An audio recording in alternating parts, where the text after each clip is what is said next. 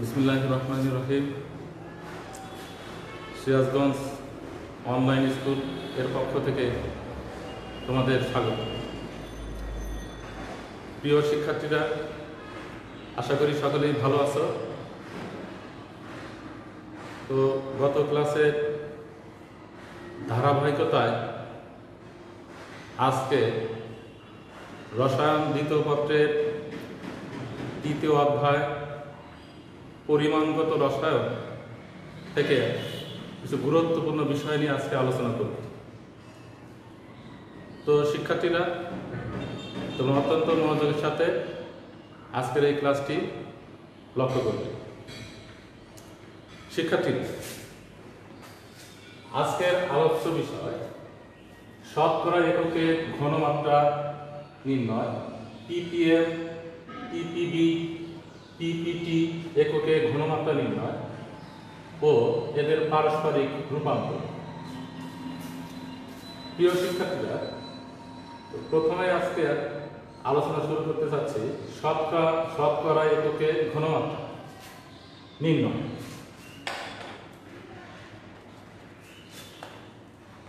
তো শতকরা এককে ঘনমাত্রা বলতে আমরা বুঝি কোন দ্রবণের 100 ভাগে যত ভাগ দ্রবীভূত আছে সেই সংখ্যা। তাহলে শতকরা এককে ঘনমাত্রা বলতে আমরা বুঝি দ্রবণের 100 ভাগে যত ভাগ দ্রবীভূত আছে সেই সংখ্যা। 100 ভাগ দ্রবণে যত ভাগ দ্রবীভূত আছে সেই সংখ্যাকে আমরা শতকরা এককে ঘনমাত্রা বলি। তো এটিকে 3 ভাবে প্রকাশ করা হয়। একটি হচ্ছে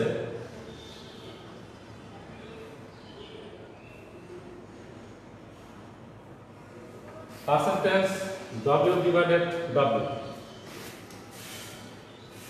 আরেকটি হচ্ছে পার্সেন্টেজ W/V,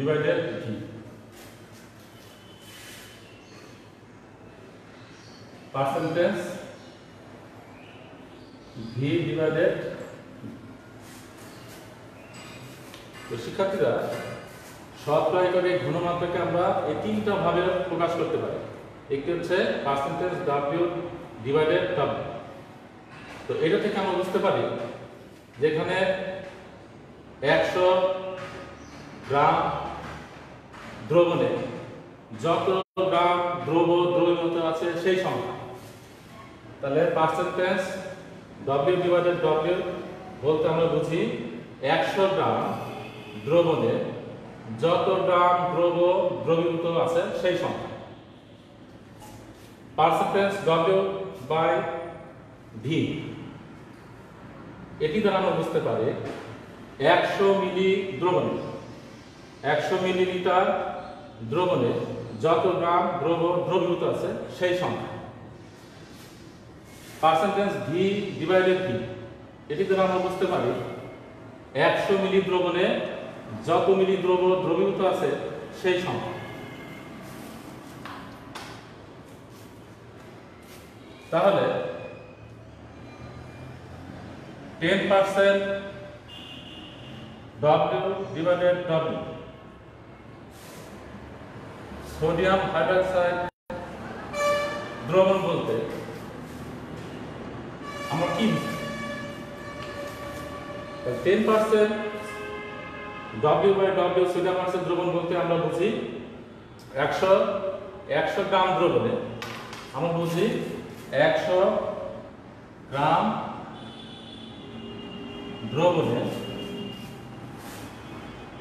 10 গ্রাম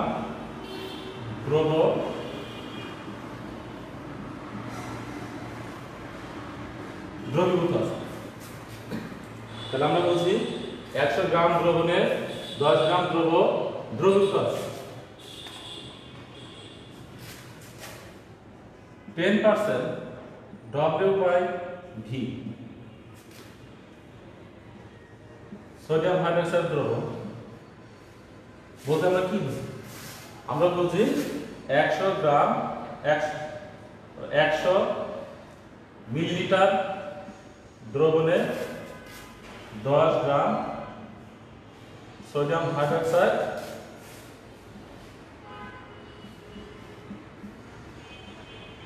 দ্রবীভূত আছে। তাহলে 100 মিলি দ্রবণে 10 গ্রাম সোডিয়াম হাইড্রোক্সাইড দ্রবীভূত আছে। একইভাবে 10% V divided V sodium hydroxide দ্রবণ বলতে আমরা বুঝবো 100 মিলি দ্রবণে 10 মিলি সোডিয়াম হাইড্রোক্সাইড দ্রবীভূত আছে।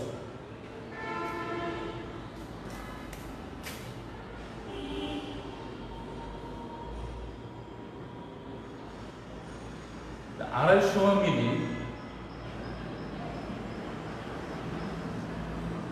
দ্রবণে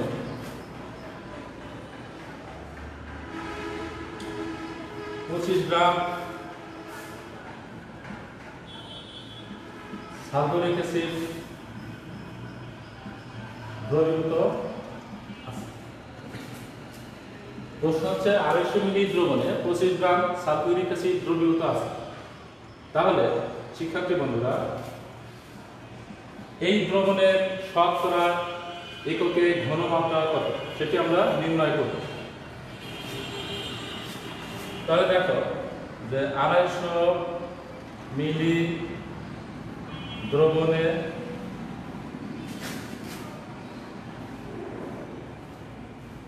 সালফিউরিক অ্যাসিড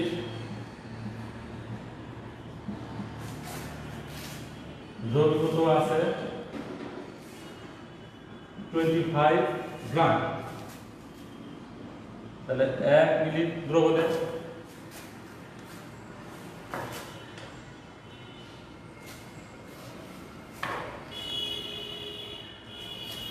1 মিলি দ্রবণে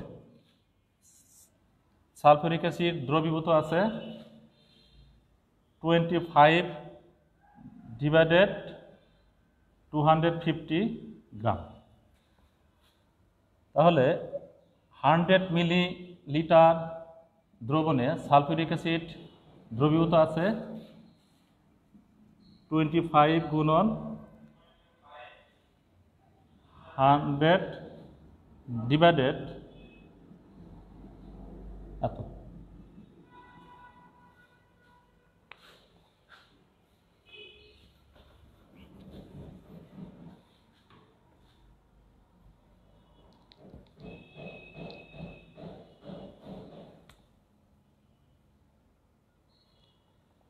ইকুয়াল টু 10। তাহলে অতএব দ্রবণটির ঘনমাত্রা 10%। তাহলে শিক্ষার্থীরা আমরা দেখতে পেলাম দ্রবণটির ঘনমাত্রা হচ্ছে 10%।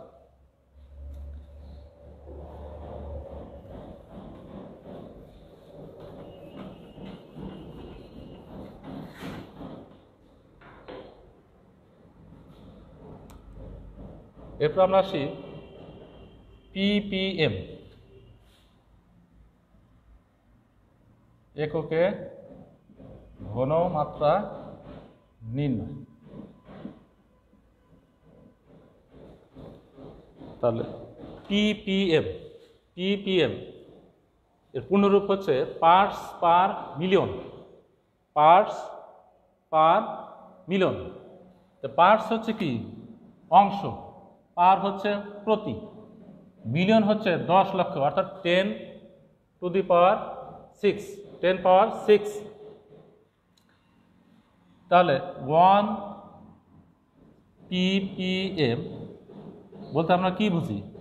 আমরা বুঝি যে 10 লক্ষ ভাগের 1 ভাগ, 10 লক্ষ ভাগের 1 ভাগ, কোনো দ্রবণের 10 লক্ষ ভাগের 1 ভাগ, অর্থাৎ 10 টু দি পাওয়ার 6 ভাগের 1 ভাগ।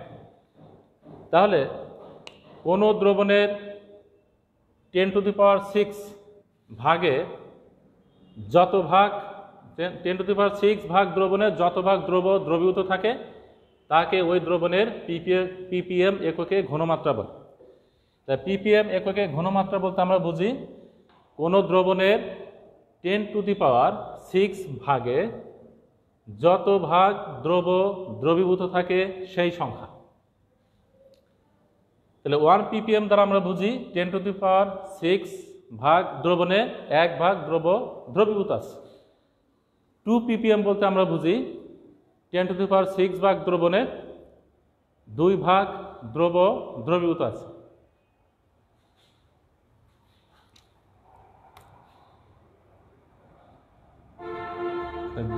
তাহলে শিক্ষার্থীরা 200 মিলি দ্রবণে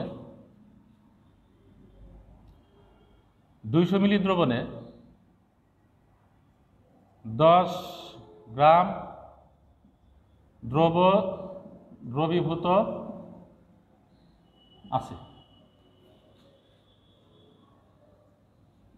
তাহলে এই দ্রবণের ppm এককে ঘনমাত্রা কত?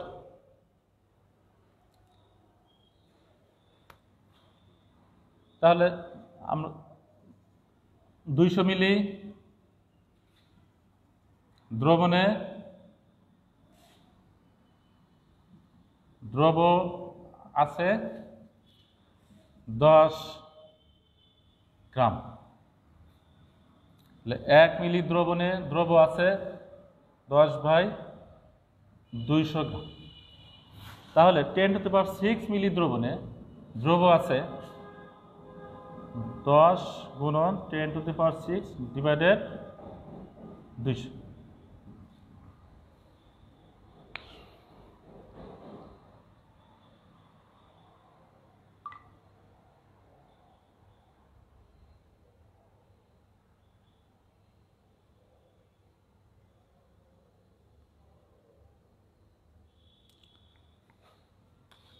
ইকুয়াল টু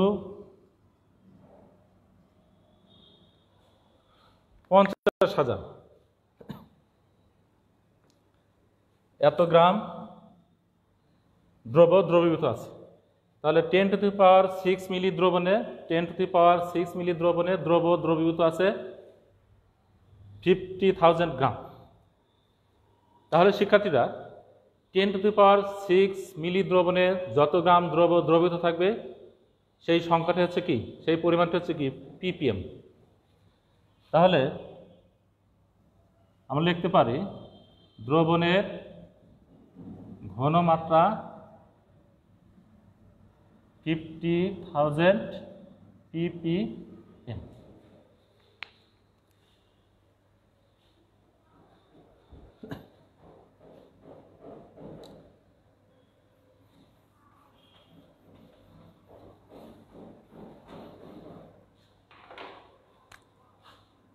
এরপরে আমরা আলোচনা করব ppb।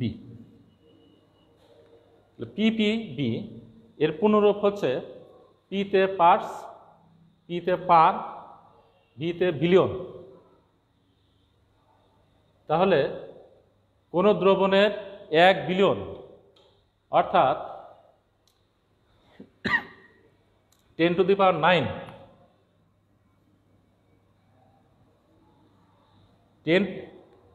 10⁹ ভাগ দ্রবণে যত ভাগ দ্রবীভূত থাকে আছে সেই সংখ্যাকে ওই দ্রবণের ppb বলা হয়। যদি 10⁹ ভাগ দ্রবণে 1 ভাগ দ্রবীভূত থাকে তাহলে দ্রবণের ঘনমাত্রা 1 ppb। যদি 10⁹ ভাগ দ্রবণে 2 ভাগ দ্রবীভূত থাকে তাহলে দ্রবণের ঘনমাত্রা 2 ppb।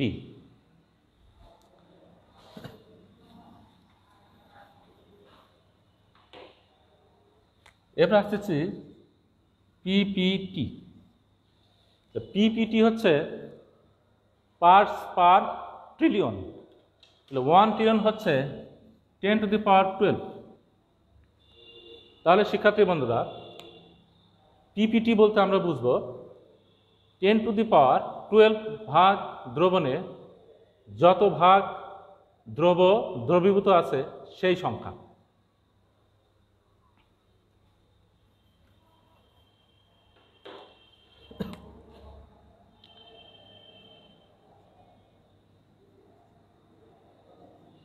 ppm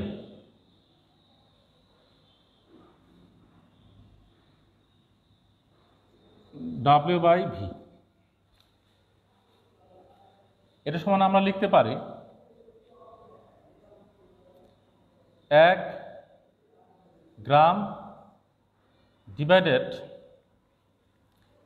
10⁶ মিলি। তাহলে ppm বলতে বোঝানো হয় 10⁶ মিলি দ্রবণে 1 গ্রাম দ্রবিত আছে। যদি আমরা 1 ppm ধরি, দ্রবণের ঘনমাত্রা 1 ppm, তাহলে আমরা লিখতে পারি যে 10⁶ মিলি দ্রবণে 1 গ্রাম দ্রবীভূত আছে।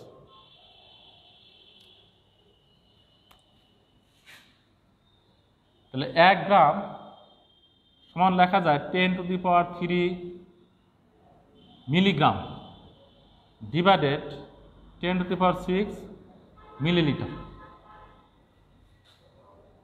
Equal to 1 milligram divided 10⁻³ millilitre. এখানে 10⁻³ কাটা গেলে নিচে থাকে 10⁻³।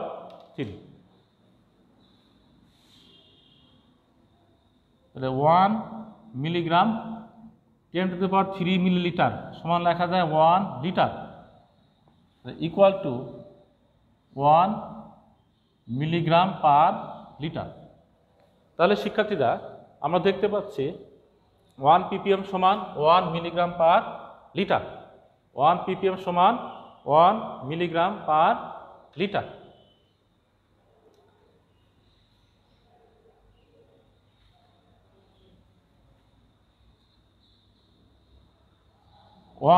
এবার আমরা 1 ppb W/V এটি সমান যদি লিখতে চাই, তাহলে আমরা লিখব 1 গ্রাম ডিভাইডেড 10⁹ মিলিলিটার।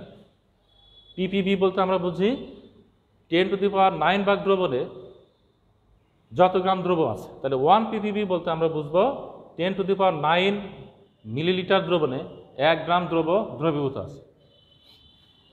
তাহলে এটি সমান আমরা লিখতে পারি 10⁻³ মিলিগ্রাম ডিভাইডেড 10⁹ মিলিলিটার সমান লিখতে পারি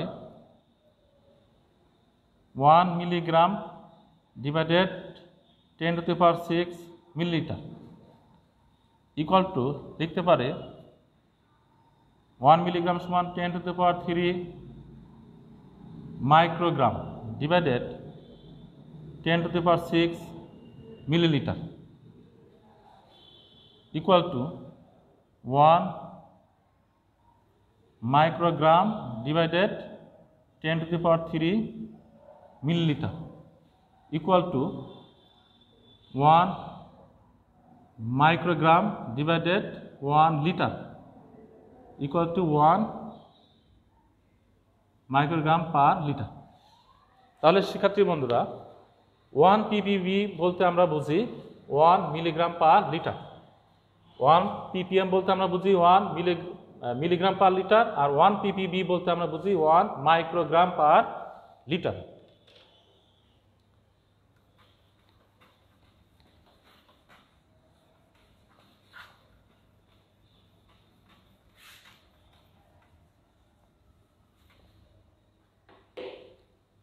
প্রিয় শিক্ষার্থীরা, আমরা এবার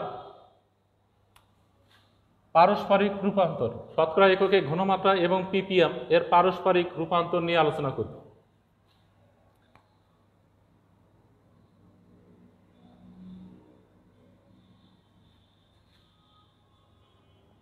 %, সোডিয়াম কার্বনেট দ্রবণের ঘনমাত্রাকে ppm এককে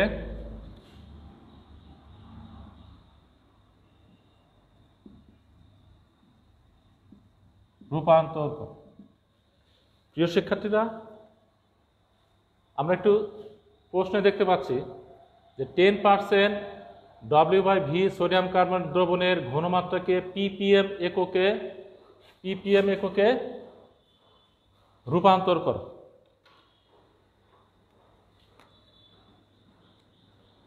তাহলে 10% W/V সোডিয়াম কার্বনেট দ্রবণ বলতে আমরা কি বুঝি? আমরা বুঝি 100 গ্রাম দ্রবণে সোডিয়াম কার্বনেট আছে 10 গ্রাম। তাহলে ppm বলতে আমরা কি বুঝি? ppm বলতে আমরা বুঝি যে 10⁶ মিলি দ্রবণে যত গ্রাম দ্রবীভূত থাকবে সেই সংখ্যাটাই হচ্ছে ppm। তাহলে আমরা শতকরা ঘনমাত্রা থেকে ppm এককে রূপান্তর করব। তাহলে 10% W/V সোডিয়াম কার্বনেট দ্রবণ অর্থাৎ 100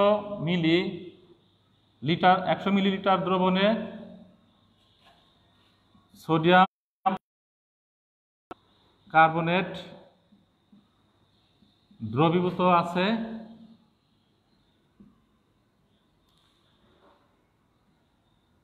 10 গ্রাম। তাহলে 1 মিলি দ্রবণে সোডিয়াম কার্বনেট দ্রবীভূত আছে 10/100 এত গ্রাম। তাহলে 10⁶ মিলি দ্রবণে সোডিয়াম কার্বনেট দ্রবীভূত আছে 10 গুণন 10⁶ ডিভাইডেড 100 10⁵ এত গ্রাম। তাহলে আমরা দেখতে পেলাম যে 10⁶ মিলিলিটার দ্রবণে সোডিয়াম কার্বনেট দ্রবীভূত আছে 10⁵ গ্রাম। তাহলে 10⁶ মিলি দ্রবণে যত গ্রাম দ্রবীভূত থাকবে সেই সংখ্যা হচ্ছে তার ppm। তাহলে দ্রবণের ঘনমাত্রা, এই দ্রবণের ঘনমাত্রা হচ্ছে 10⁵ ppm।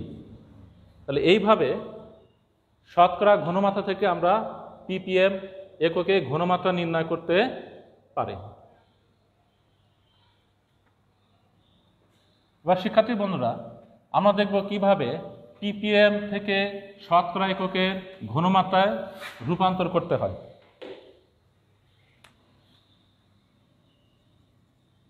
একশো ppm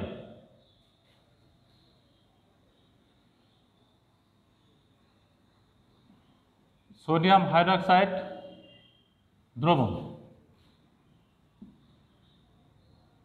দ্রবণের ঘনমাত্রা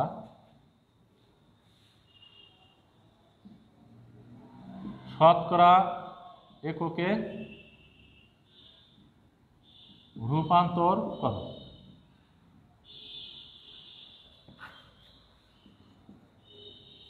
তাহলে 100 ppm সোডিয়াম হাইড্রোক্সাইড দ্রবণের ঘনমাত্রা শতকরা এককে রূপান্তর করো। তাহলে 100 ppm বলতে আমরা কি বুঝি? আমরা বুঝি 10⁶ মিলি দ্রবণে 100 গ্রাম দ্রবীভূত আছে। 100 ppm এখানে W/V। তাহলে এখান থেকে আমরা বুঝতে পারতেছি যে 10⁶ মিলি দ্রবণে 100 গ্রাম সোডিয়াম হাইড্রোক্সাইড দ্রবীভূত আছে। তাহলে 100 ppm W/V সোডিয়াম হাইড্রোক্সাইড দ্রবণ অর্থাৎ 10⁶ মিলিলিটার দ্রবণে সোডিয়াম হাইড্রোক্সাইড দ্রবীভূত আছে 100 গ্রাম। তাহলে 1 মিলি দ্রবণে সোডিয়াম হাইড্রোক্সাইড দ্রবীভূত আছে 100 ডিভাইডেড 10⁶ গ্রাম। তাহলে 100 মিলি দ্রবণে সোডিয়াম হাইড্রোক্সাইড দ্রবীভূত আছে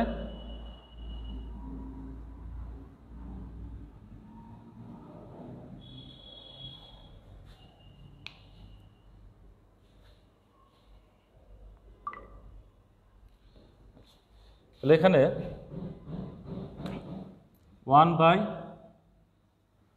অর্থাৎ 0.01 এত গ্রাম।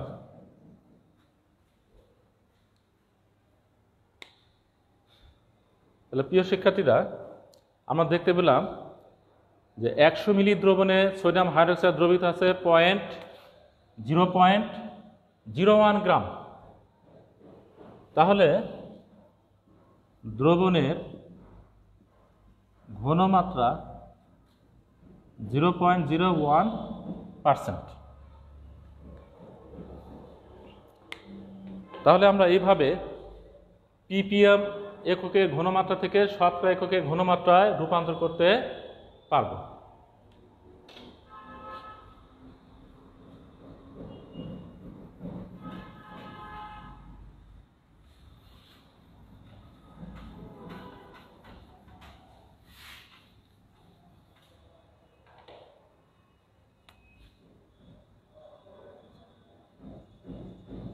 %, W/W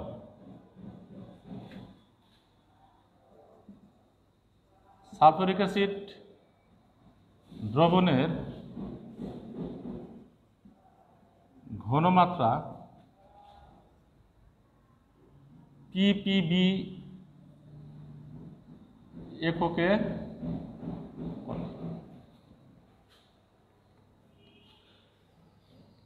প্রিয় শিক্ষার্থীরা, আমরা জানি যে 25% W/W সালফিউরিক অ্যাসিড দ্রবণ বলতে আমরা বুঝি 100 গ্রাম দ্রবণে 25 গ্রাম 25 গ্রাম সালফিউরিক অ্যাসিড দ্রবীভূত আছে। তাহলে ppb এককে ঘনমাত্রা বের করতে হলে আমাদের বের করতে হবে 10⁹ গ্রাম দ্রবণে কত গ্রাম দ্রবীভূত আছে।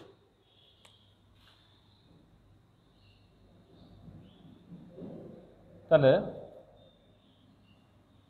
100 গ্রাম দ্রবণে সালফিউরিক অ্যাসিড দ্রবীভূত আছে 25 গ্রাম। তাহলে 1 গ্রাম দ্রবণে সালফিউরিক অ্যাসিড দ্রবীভূত আছে 25 ডিভাইডেড 100 গ্রাম। তাহলে 10⁹ গ্রাম দ্রবণে সালফিউরিক অ্যাসিড দ্রবীভূত আছে 25 গুণন 10⁹ ডিভাইডেড 100।